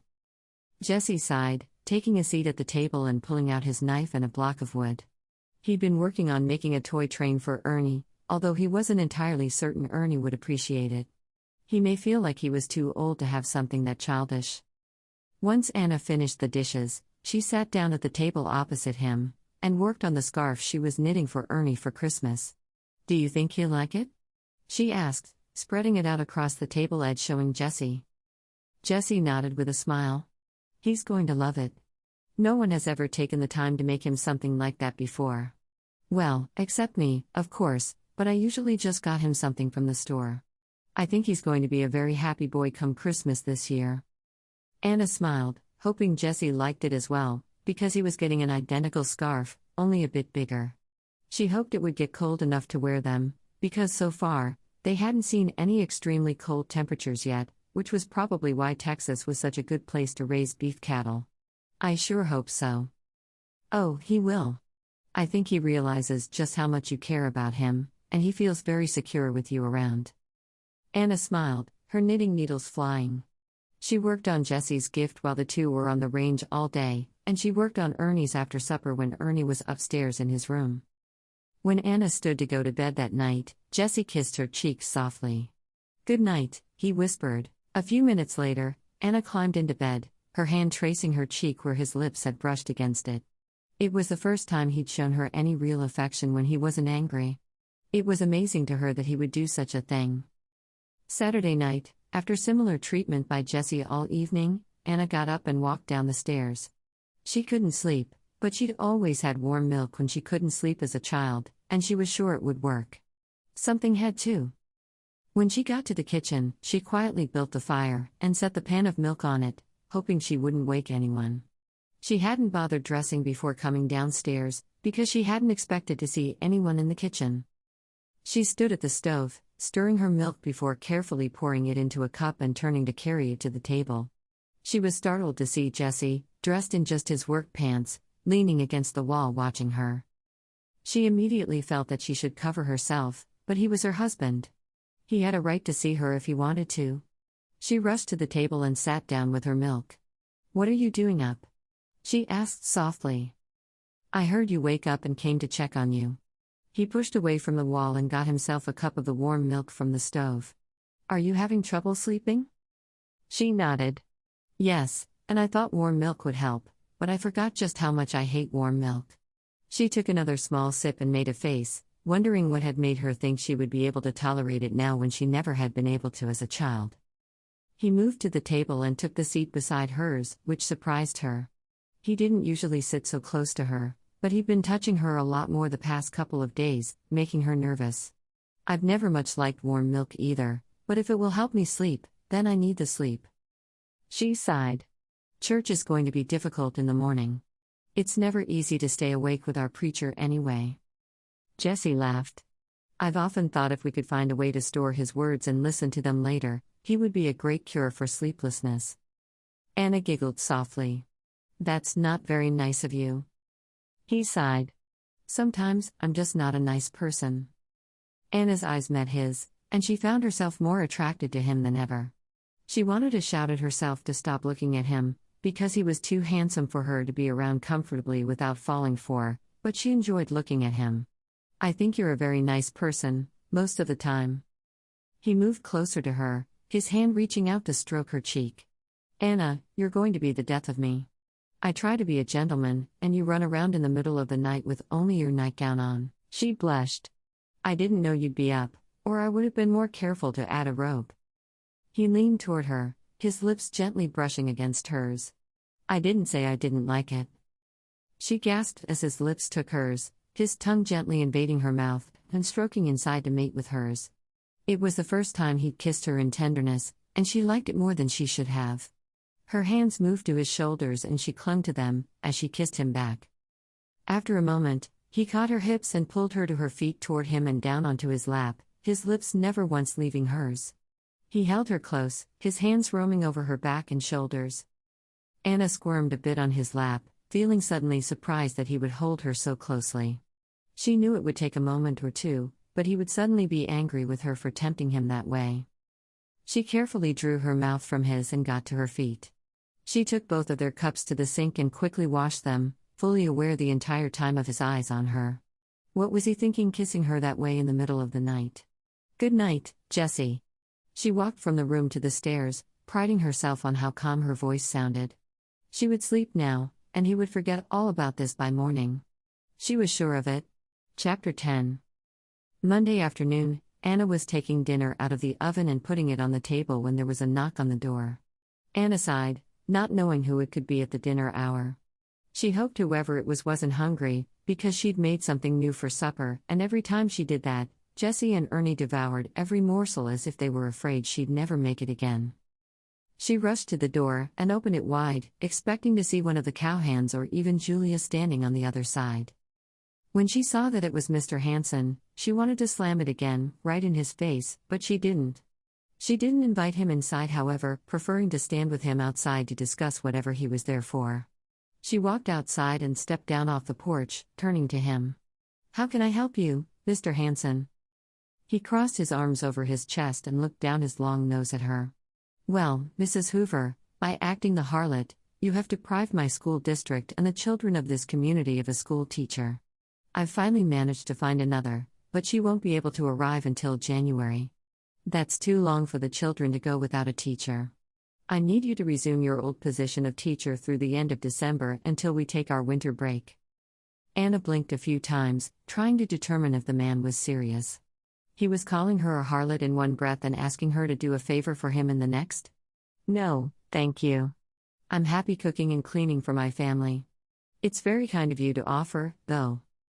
She turned to go back into the house, but he caught her arm, turning her back around to face him. I wasn't asking you to teach. I was telling you what you would do for our community. We need you, and you will therefore do the right thing and teach them. Anna took a deep breath, really not believing the man had the gall to come out there and call her a harlot and demand she teach. I don't think you understand, Mr. Hanson. I'm a married woman now. I have a husband and a son who need me home during the day so I can take care of them. Maybe Mrs. Harding will agree to do it for you. I wouldn't take her back. You've done a better job than she did. He shuddered. She was kissing Mr. Harding in the street knowing she'd come here to teach. She married another woman's fiancé. No, as much as I hate it, you'll have to come back and do the work. I'm afraid you didn't hear me when I answered you, Mr. Hanson. I will not return to teaching. I'm happy where I am. I wish you luck in finding a new teacher who can be here sooner. I'll pray for you, Mr. Hanson. She turned to go back into the house, But he grabbed her arm once again. This time his face was red as he leaned over her, obviously trying to intimidate her. "You will do as you're told." One moment he was gripping her arm and hurting her, and the next he was flying across the yard. Jessie was standing over him, both fists clenched at his sides. "Ernie, take your mother into the house." Anna shook her head, taking a step down toward them. "No, Jessie. He's not worth it. I won't go teach for him again." She knew Jessie didn't want her to teach, but even more, she knew he wanted to hurt Mr. Hanson, and she wanted to distract him from it. "Go into the house, Anna. I'll take care of this." "No, I won't go. Please, just let it drop. Mr. Hanson, you're not wanted here. Please go home." Mr. Hanson got to his feet, warily watching Jessie the entire time. Ernie stood beside Anna, clinging to her hand. "I'll go. That harlot of yours would probably teach all the girls the wrong things about chastity anyway." He turned his back on Jessie, who took quick advantage of the situation by firmly planting his boot in the middle of the other man's backside. "Get off my land, Mr. Hanson, and if you ever come back, I will introduce you to the barrel of my gun just like I would any other trespasser." Jessie was shaking as he watched the older man climb into his buggy and drive away without another word. Jessie walked over to Anna, looking at her arm where Mr. Hanson had gripped it so tightly. "Are you all right?" he asked. Anna nodded, feeling the relief coursing through her veins. Never before had she had a man treat her as lovingly as Jessie was at that moment. "I'm fine. I'm startled by just how nasty he is every time I see him, and I'm not even certain why any longer." Jessie pulled her to him, and Ernie disappeared into the house. "I'll just go wash my hands," he called over his shoulder. He obviously liked the idea of his father hugging his new wife. Jessie held her tightly, kissing the top of her head. "I'm so sorry he treated you like that. I never should have left you here alone. I'm going to have one of the cowboys start watching the house during the day." Anna sighed, rubbing her cheek against his shoulder, enjoying having someone to lean on for once. "I don't know if that's necessary. I'll just be more careful about who I'm opening the door to." "Promise?" She nodded. "I promise. I don't know what I'd do if anything happened to you. Losing my first love was heartbreaking. I don't think I could lose another. If you loved me, that would mean something to me." Suddenly, Anna felt anger coursing through her. How dare he compare her to his first wife when he'd made it very clear he had no feelings for her at all. She pulled away from him and walked into the house, finishing putting dinner on the table, refusing to look at him at all. Jessie watched her go into the house, knowing that he deserved the way she talked to him. There was no doubt about it. He hadn't been much of a husband to her. He needed to tell her how he felt, but he couldn't do it with Ernie watching. He hated to leave her angry with him for that long, but he didn't know what else to do. As soon as the dishes were finished, Jessie sent Ernie up to bed, catching Anna's hand when she made to follow Ernie up the stairs. "You're going to stay down here and talk to me for a minute." Anna looked down at him, the fire flashing in her eyes. "No, I'm not." She refused to listen to another word of his drivel. Pulling her hand away, she ran through the house and up the stairs, closing her bedroom door loudly. She was not going to put up with his nonsense for another minute. Jessie watched her go and heard the door close behind her. He gave her a few minutes before following, knowing she would be even angrier if he walked into her room while she was changing. He was going to have this out with her immediately, though. She needed to know he loved her and wanted her to be his real wife once and for all. Anna had just climbed between the covers when her bedroom door opened, and Jessie walked into her room, closing it firmly behind him. She sat up in bed and gasped, holding the covers over her chest. "What are you doing in my bedroom? Get out." Instead of getting out of her room, he walked around to the other side of her bed and climbed in beside her, clothes and all. He'd removed his boots in the kitchen, but other than that he was still fully dressed. "We're going to talk. I wanted to do it downstairs, but you refused, so we'll do it here." Anna stared at him in shock. "You can't just climb into my bed. We don't have that kind of marriage. You need to go." What on earth was he thinking? He'd made the rules between them, and she expected him to obey them. "Calm down for a minute and listen to me." He shook his head at her, not believing that she was so angry with him when he was just trying to tell her that he loved her. What was her problem now? "I don't want to calm down. Do you realize that every time you touch me, you end up rejecting me? I'm not letting that happen even one more time. I'm tired of you telling me I'm not good enough because you're still in love with your first wife. Do you hear me? No more. He sighed. If you'll hear me out for a minute, I want to tell you that I love you, you irrational, annoying woman. She glared at him for a moment at being called irrational, and then she slowly smiled. What did you say? Surely he couldn't have said he loved her and called her irrational all in one sentence. Even Jessie wouldn't do that. I said I love you. I've been trying to figure out how to tell you I love you for days, and you just kept turning away from me, he sighed, reaching out to stroke her cheek now that he had her full attention. I've thought long and hard about what you said to me, and you were right. Deborah would hate it if she thought I wouldn't let myself love again just because I'd lost her.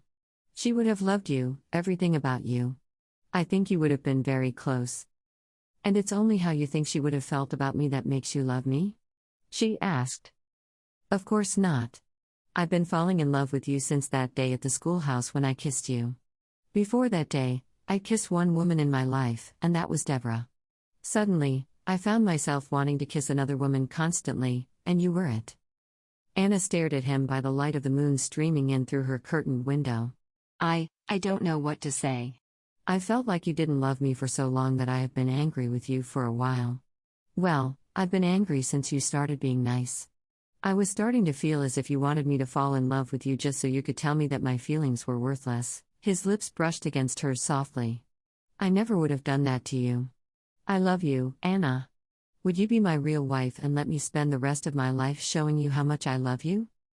Anna sighed and moved closer to him, her arms sliding around his back and hugging him to her. I'd love to be your real wife. I love you too, Jessie.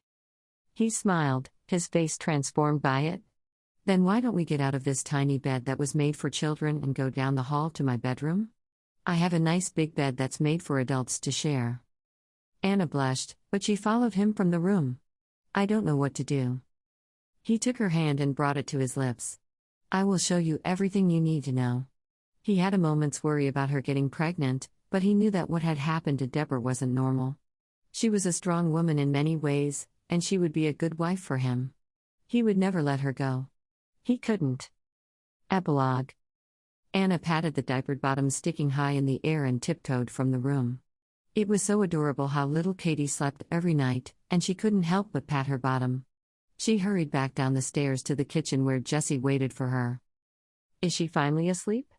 He asked. Anna nodded. Yes. She's such an easy baby when she's awake, which is a blessing, but I wish she was easier to get to sleep. I feel like I've only slept about 3 hours since she was born. Jessie smiled, pulling her to his lap and holding her close. Why don't you sleep in tomorrow morning, and I'll make us eggs before church? Anna wrinkled her nose. I've eaten your eggs before. I think I'll get up early. She stood up and walked to the table where she'd placed her paper and pen. I'm going to bed as soon as I finish this letter. Why don't you wait for me there? Jessie looked at the time and nodded. I'll do that. He kissed the top of her head. Don't keep me waiting long. Anna grinned at him. You know I won't. She watched him leave the room, enjoying the sight of his backside as he climbed the stairs. She wasn't certain what it was, but she'd always enjoyed the sight of his bottom in his work pants. She looked back down at the paper in front of her, finally picking up her pen. Dear Elizabeth, I've been in Texas for over a year now. I have to say, I love it here. The summer was hot, but I've been happier here than I've ever been anywhere else in my life. Katie is getting bigger every day. I swear, sometimes it seems as if she's growing before my very eyes. I've never seen anything like it. And Ernie. I've let out his clothes just as much as I can. He's very thin, but he's going to be tall. Much taller than his father is. I'm not certain where he gets his height. He loves being a big brother. I've never seen a boy take to a baby the way Ernie has to little Katie. He brings all of his friends over after church so they can see her. Oh, remember the little girl I told you about? Susie, the one who told her parents she saw me kissing Jessie? Ernie asked her to marry him at recess one day. Ernie is only 9. Should he be obsessing about girls as much as he does? Is that normal? Well, whether it is or not, Susie agreed to marry him, and they're talking about what kind of wedding they'll have. Both know it can't happen for at least 10 years, but they don't care. It's really very cute. I'm sure you're busy and don't want to read my prattle about daily life with children, but I did want to write to you and thank you. I know I didn't end up married to the man you matched me with, but without you, I'd never have made it to Wiggieville, and I'd never have met Jesse. I never imagined I could love so deeply. I wouldn't give up my life here for all the money in the world. It's a hard life, but it's a good one. Now that Katie's here, I can't imagine how I'll be able to love another just as much, but I'm sure if God sees fit to bless us with another, I'll love him or her just the same. Thanks again, Elizabeth. I'll never forget you and how you changed my life. Sincerely, Anna Hoover. She folded the letter and set it on the work table to be mailed when she went into town the following day. She needed Elizabeth to know just what a wonderful thing she'd done for her.